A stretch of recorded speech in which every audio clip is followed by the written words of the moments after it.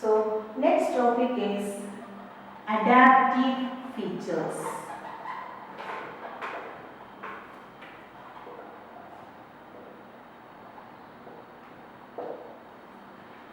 You have learned about adaptation and adaptive features in the previous lessons, is it? For example, camel, how it is well adapted to the environment. It's living in desert, so it is having very long legs, and also it can live without food and water for many days. So all these are adaptive features. Okay? So adaptive features means some features of some organisms to live in that particular environment. For example, we can say fish. Fish is living in water, so that it cannot extract oxygen from the air. It can extract oxygen only from the water. So it has special organs like gills which can extract oxygen from water. So it's an adaptive feature. So fish has gills. Fish gills, it's an adaptive feature.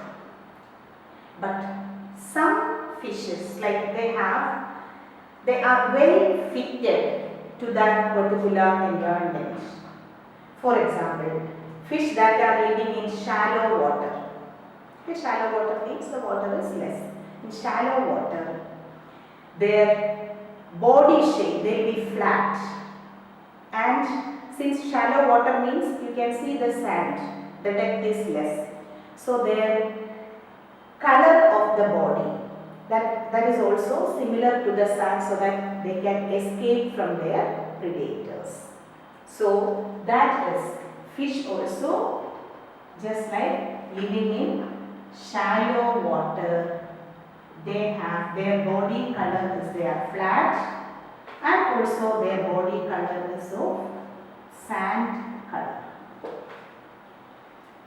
And another one that are living in oceans and seas. They are, you know that they are big fish, and they are predators, means they are eating other fish. They are fast. They are fast swimmers, so that they can attack their prey. And also their body color is not of sand color, and they have got teeth that can easily catch and kill the prey. The teeth is adapted to catch and kill the prey. So this we can say all of them they are living in the same environment, water. And this is a common adaptation. Fish is having gills to extract oxygen from water. But still, some fishes, according to their habitat where they are living, it is more well adapted, and that is known as fitness. Okay? And for example, fish living in shallow water will be flat in shape, and their body color is sand, so that they can escape from their predators. And those who are living in oceans, they are fast swimmers, so that they can catch the prey, and also they have teeth to kill the prey. Then, this is about the animals. We have to learn about two different kinds of plants also. One is xerophytes and other is hydrophytes. Xerophytes are plants that are living in desert condition. Means there is not enough water, like dry, arid conditions. There, if you take the structure of leaf, just think of cactus. Just like you know the features of cactus. Their root system is very long, so that they can, like these long roots, they are searching for the water. And then their leaves are modified as spines, because when the leaf is big, if it is wide, more water will get evaporated from it. So to avoid that one, their leaves are reduced to spines. Suppose some of the desert plants, those who are having leaves, their stomata is on the lower surface, so that during photosynthesis, even though the stomata is open, it's not directly to the sun. So the rate of evaporation will be slow or low.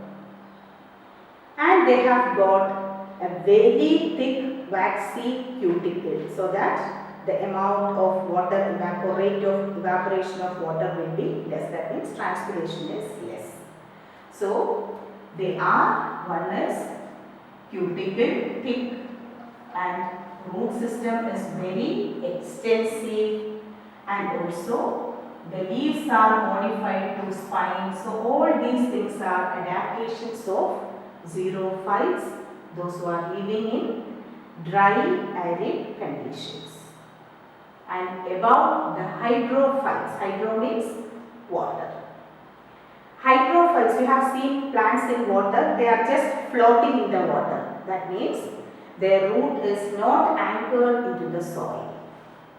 Okay, and that is one adaptation. Another is they have got stomata on both the upper and lower surface, because even though a lot of water is closed, they can balance the water taking from the pond or the place where they are living. So their cuticle is not so thick, because they let, okay, whatever water is lost, let it lost. So there is thin cuticle, and the roots are not anchored into the soil, and the leaves have stomata on both the upper and lower surfaces, and you can see them floating. That means there are some tissues which have air in that one which help them to float. Okay, so these are the two kinds of plants which are adapted to different conditions. This is the desert condition and this is in water.